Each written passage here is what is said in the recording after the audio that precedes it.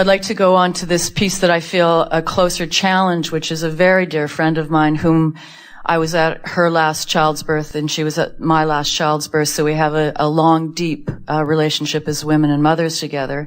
And she struggled with cancer for, it must be close to 7 or 10 years now, and has had multiple surgeries. And having just had Dad's passing and my deep connection with him and non-physical and all that left me with, her suffering is just huge. And we have come together in circle many times, and I've spoken to another friend of ours to call together a circle, a ritual circle, where there's a great power possibility there just for aligning energy. I feel challenged because on one hand, this woman would be so much better off in releasing and letting go and dying, and I think she's had glimmers of that. The tremendous pull for her are her children. She's got a daughter that's, 8, 9 years old, who, when she was born, there was an issue that happened so that she didn't fully develop.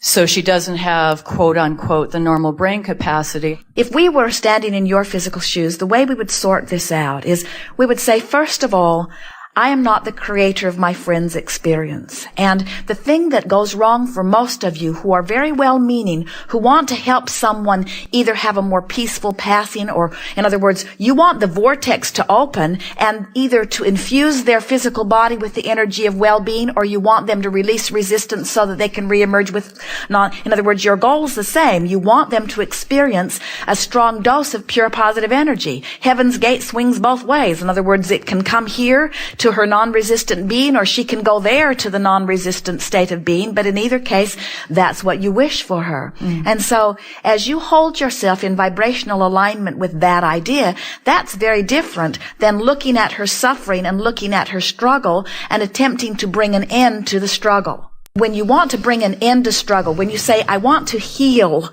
what is sick, you've activated what's sick and you don't feel so good, you can feel that you're doing it. Or when you say, I want to bring an end to this struggle, you just perpetuate the struggle because the thing that you're focused upon is the thing that's most active in your vibration. So even though it's harder to do in this situation than in many other situations, the work is always the same. Your work is to do your best to actively dramatize the aspects of what is right now in a positive way. In other words, you want to soothe this person into a better feeling vibrational place right now. So here's the difference in some things you might say. You could say, well, you're doing pretty good, but things aren't going that well, and so we've got to improve the way you're doing. So we've got to find some better way of lining up energy. Well, if you were in her physical shoes, that would not set very well, would it? No. Or you could say, well, it's time for you to make your transition into non-physical. That's not going to set very well with her either. In other words, either way you go is not going to... Or you could say, I think everything happens for a reason. And I think we try too hard to try to quantify all of those reasons instead of just being in the now. So let's look at the best we can, the positive aspects of what's happening right now. And then just do your best to talk about, Esther said as she drove yesterday, if this was the only day on the planet that I ever get to live, it ought to be enough. She counted the beautiful trees. She counted the lovely people. There were some traffic delays that allowed her an opportunity to play with other people on the highway. She got to know a little boy who loved her motor coach. In other words, there was a man in a dump truck that they became very good friends during the time that they were moving down the freeway. In other words, there are all kinds of things that can happen in your now if you're open. And Esther said to Jerry, I don't know why I feel a rush to get to where I'm going when where I am is so much fun. Why do I keep thinking I need to be someplace other than where I am? Why don't I just relax into where I am and make the best of where I am? And we would say that even to someone with a dreaded disease. If you will make the best of where you are, there are gifts from this moment that if you can start to enjoy them, can change the vibrational tone and then yield you even more gifts that you might be choosing. That really is the secret, you see. And if there was ever a situation where much of the world would say, well, Abraham, Good grief. How do you expect them to find anything good about that?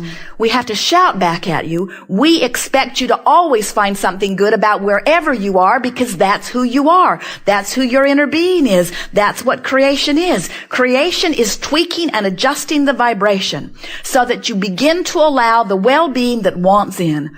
We want you to see it. The well-being is a strong signal, always permeating, always extended to you, extended to this little girl, extended to her mother, extended. It's right there. It's extended. And anything that you do that causes her to soften her resistance and let just a little more of it in, not only feels better in her moment, but gives her more moments in which to live. So you want to say to her, we're not looking for a cure. We're looking for a joke. We're not looking for a solution to all problems. We're just trying to get the static out of the room. We're just looking for the best thing we can find right here and now, you see. Let's get together and let's have some laughs. Let's remember some good times. Let's try to find something to focus upon that feels better. I didn't come to save you. I came to play with you. I didn't come to take you from sickness to wellness. I came to cheer you up a little bit and to cheer me up a little bit. I came for the emotional journey because I know we can succeed in the emotional journey. I can't take you from sickness to wellness today, but I can take you from grumpy to happy. I can take you from solemn to playful. I can take you from feeling uncomfortable or feeling angry to feeling hopeful. I can do that. I have the power to do that because I've been practicing when I'm not with you. I can do that, you see. So then as you achieve it on your own, and then you achieve it there, and you start enjoying the emotional journey, then you start noticing that everything begins to shift once energy shifts. Why do you think that every disease rampages at huge proportion after diagnosis? Because of the focus to it. Because you focus upon this thing that you feel powerless about. And as you focus on this thing that you feel powerless about, what kind of an emotional journey do you take? From hope to despair, you see. So you just want to start pointing the journey in the other direction. So you don't say to your friend, I think you will live forever. You don't believe that about anybody. So your words are empty and hollow when you offer something like that. But you can believe that you can make her smile. And you can believe that you can have a cheerful moment together. And so as you just reach for that, and a little of that, you go from not believing to believing. In other words, we cannot coach you into guiding her to wellness, even though we know that she could achieve wellness. But there's too much of a vibrational gap in your vibration to take you that far that fast. You've got to make some movement up the emotional scale before you can help her make that movement, you see. The emotional journey is everything. It's everything. And it's simple. But you got to care about the buzz. You got to be not willing to put up with it. You got to be willing to accept that you can tune it out and be willing to try. And when you start being more insistent about feeling better in more situations, you'll clean up your vibration one little buzz at a time. And then you won't find yourself in a situation where you have a manifestation that you're trying to get around. It's so much easier to clean it up before it manifests than after. But it doesn't matter. There is nothing that you cannot achieve. We're not giving this to you because we want you to save your friend's life. Because your friend's life is not in jeopardy. She will continue to live. And we're not trying to get you to save her life because we think that death is a bad thing, because we think death is a glorious thing, being the dead ones that we are. In other words, we would not have tried to guide your father out of his confusion when the path that he was on was the path toward what he was reaching for most. In other words, we're wanting to help you to blur the lines between death being bad and understand that there is no such thing as death. It's always life and it's always good. And not spend so much time comparing the experiences that everybody's having in order to want to condemn one as a bad thing or to pronounce something else as a good thing. It's all good, you see. Now just do the best you can to enjoy the moment that you have as much as you can. And so we would like to tease all of you, but we're not teasing, by saying to you all, you're all dying. But what we really mean is there is no such thing as death. But what we really mean is you cannot maintain this physical body. But what we really mean is it doesn't really matter. But what we really mean is you're not going to stay in this body. But what we really mean is you're an eternal being. What we really mean is, you cannot cease to be. What we really mean is, this body is not the big hairy deal. Well, it is, but that you make it out to be. In other words, you are source energy, and you are here in this body, but it's not your first body, and it won't be your last body, and even when you're not focused purely in a body, you still cease to be this powerful consciousness that is having a joyous experience. So you make too much of this physical body when you get ready to depart it. In other words, there's too much around this subject of death. Most of you are so worried about death, you don't allow yourselves to live, you see. And we want you to just relax in all of this, and glorious people like your father help you more and more to understand that it's more important to have a journey that feels good to you than it is to comply to what somebody else's idea of the journey that you should have is. So, what did we just say? Your friend's dying. What else did we say? You are too. What else did we say? Neither one of you are going to do it today. What else did we say? You can still have a happy moment. What else do we say? Even if your friend is closer on the brink of dying than you are, you can still have a happy moment. There are all kinds of people in this room that are closer to dying than other people in this room. So what? Does it do anything to diminish the moment that we're having together? Esther was listening to a woman checking out of the Cracker Barrel the other day, and the woman was talking about how old she is. And the girl behind the desk was sort of talking about how old the woman was too, and sort of making fun of how old the woman was. And Esther said, I always enjoy watching young people make fun of old people because I know that someday that's going to come back and bite them in the butt. And the girl said, what do you mean? And Esther said, everybody is going to move through time. And when you've beat the drum of how wrong it is to be old, when you're there, you're going to be in a very sad place. You're going to be in a place where your well-being is diminished because of the drum that you've been beating, you see. And we say exactly the same thing to you about your idea of death. You worry so much about death that it puts you in a place that you can't enjoy your moment because death is lurking, death is lurking, death is lurking, death is lurking. So the older you get, the more depressed you get because the closer to death you are. And we say, you're never close to death. You're always alive. And you're as alive as you allow yourself to be in this moment. And we'd stop pronouncing the moment that you reemerge into non-physical as death and start calling it what it really is, which is more life. It's a more revitalized life, you see.